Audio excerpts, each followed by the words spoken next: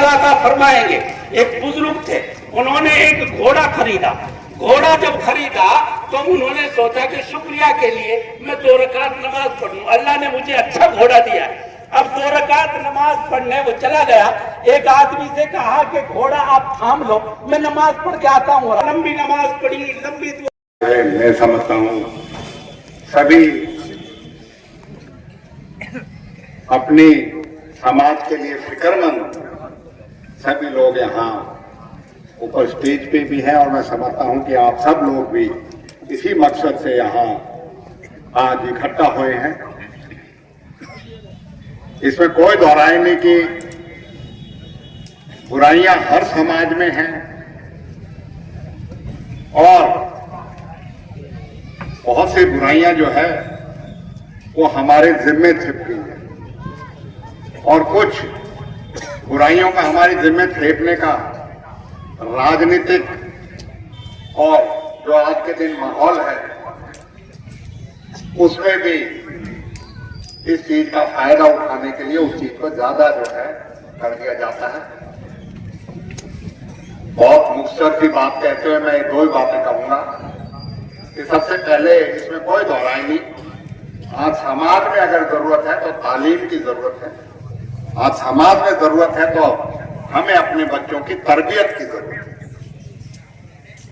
और तालीम जो है मैं समझता हूं कि बहुत बढ़िया एक ऐसा चिराग है जो रोशन कर सकता है आपको, परिवार को, इलाके को, और सारी जो बुराइयां हैं उनसे भी दूरी कर सकता है।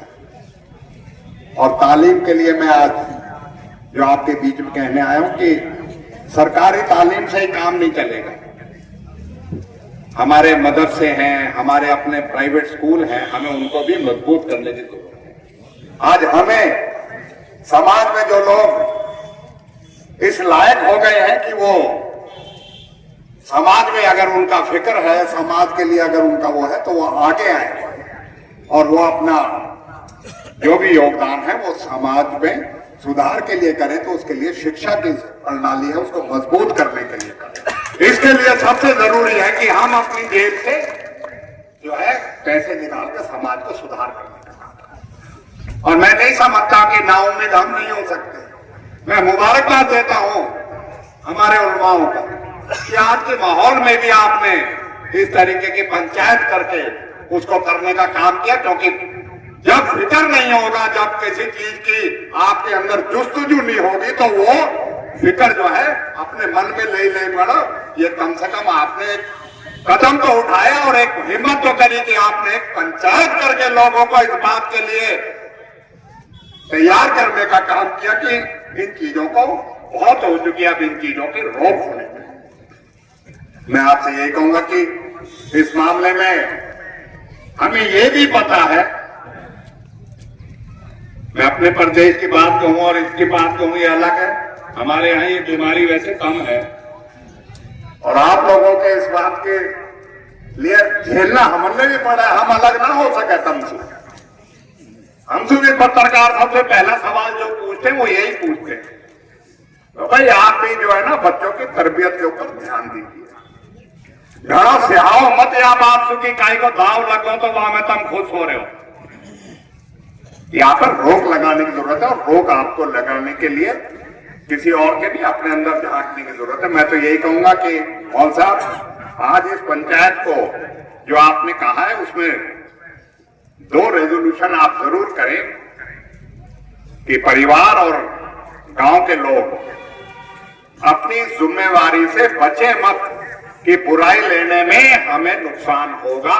बुराई तो लेनी पड़ेगी, नहीं तो भाई नुकसान तो जब भी हो ही रहा है। आज राजनीतिक फायदे के लिए आपको हर एक भाषण में जो है ना विरोधी वो टारगेट करते हैं इस बात के लिए। तो भाई बुराई तो लेनी पड़ेगी और इसके साथ साथ आप लोगों को अपने अंदर चंद लोगों के वजह से आप सारा समाज बदनाम हो, उसके लिए हमें कहीं ना कहीं आगे पहल करनी पड़ेगी। और उसमें अगर आप इस बात से लायक हो कि भाई चंद आदमी और ज्यादातर आदमी से दूर है तो हाथ खड़े करके इनको सबको जताओ कि थोड़े आदमियों ने पूरी कौम बदनाम कर रखी है। आज हाथ खड़े सारे करते हैं, थोड़े ही आदमी तो कर रहे हैं, ज्यादा तो यहाँ समय लगे ना।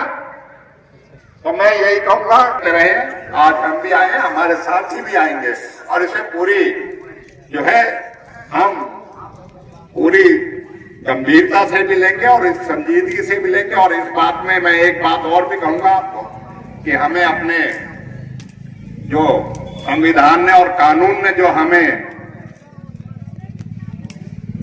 हकूक दिए हैं ना, उनके लिए भी आप मैं कहूँ तजवीज करूंगा एक वकील साहिबान की और हमारे जो दानिशमंद लोग हैं उनकी कमेटी बनाए, जो कई बार बहुत से झूठे बात जो है ना वो हमारे ऊपर मढ़ दी जाती है, उसके लिए वो आगे आके जो है उस चीज की लड़ाई लड़े जिससे कि हम इस बीमारी से बच सके। मैं आपसे यही वादा करता हूं कि हमारे लायक जैसे अभी रिजर्वेशन की बात कही गई, हम इस बात को भी आगे भी चला सकते हैं। ऐसी बात नहीं है, चीजें बदलाव की तरफ है और ठीक है, हालात राजनीतिक कोई हमवार नहीं है, लेकिन आगे चल के इस चीज के लिए करेंगे। और हमारे लोग तो भाई हमारे साथ खड़े हैं, इस बात के लिए तो मैं उनका शुक्रिया अदा भी करता हूं। लेकिन आपको यही कहता हूं, मेरे लायक जो भी है और हमारे साथी जो हैं वो आपके साथ इस मुहिम में, उनकी अपनी मसरूफियात थी वो भी आते, लेकिन हम आपको यकीन दिलाते हम बढ़ चढ़ के आपके साथ हर एक तरह जहां भी आप जिम्मेवारी लगाओगे उसकी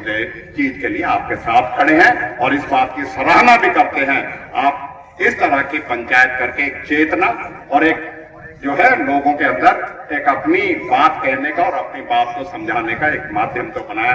मैं फिर से और लेट आने के लिए माजरत चाहता हूं, क्योंकि काफी दूर से आने में रास्ते में कहीं जाम जुम लगा, उसके लिए माफी चाहता हूं। बहुत बहुत शुक्रिया। जय हिंद।